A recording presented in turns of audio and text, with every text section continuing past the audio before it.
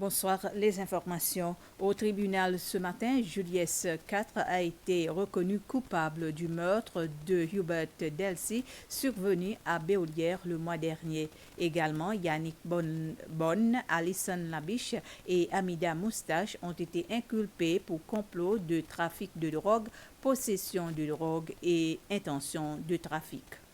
Dans cette affaire de complot pour trafic et possession de drogue avec l'intention de trafic, nous avons maintenant 3 accusés, dont 2 militaires, Yannick Bonne et Alison Labiche, tous 2 gardes-côtes. Quant à Amida Moustache, il était en possession d'une certaine quantité d'héroïne à la suite d'une perquisition à son domicile.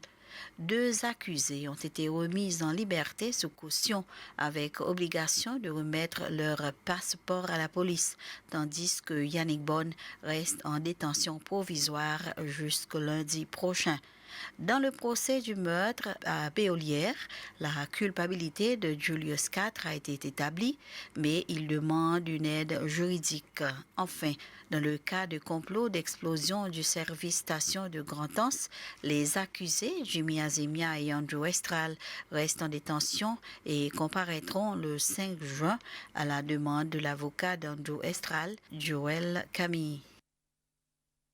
La clinique de Dr Murthy et la clinique Apollo en Inde ont établi un nouveau service de télémédecine qui permettra la transmission électronique des informations sur le patient de la clinique Murthy à la clinique Apollo en Inde. Ce service a été lancé à la clinique Dr Murthy ce matin en présence de représentants de l'hôpital Apollo, du gouvernement des Seychelles et d'autres agences de santé. Ce service est décrit comme un bon exemple de partenariat entre le secteur public et privé.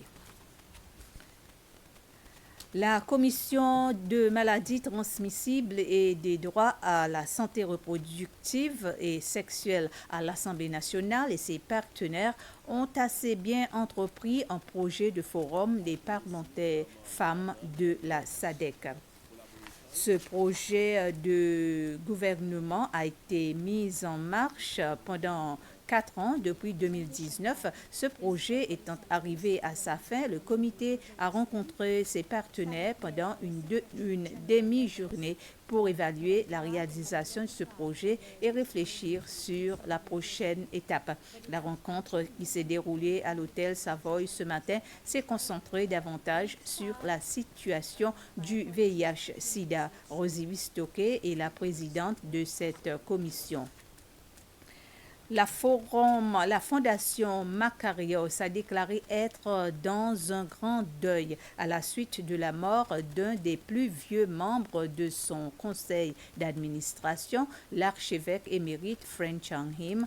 Dans un message, le président de la fondation, le juge en chef Ronnie Govinden, a dit que l'incessant dévouement de l'archevêque Chang-him pour les plus vulnérables de la société et les plus démunis ne sera jamais oublié. Dans ce message, le président de la Fondation salue la mémoire d'un illustre homme dont l'absence sera vivement ressentie, un chrétien généreux qui avait une très haute idée de la justice sociale. Ainsi s'achève ce résumé d'informations. Merci de votre attention.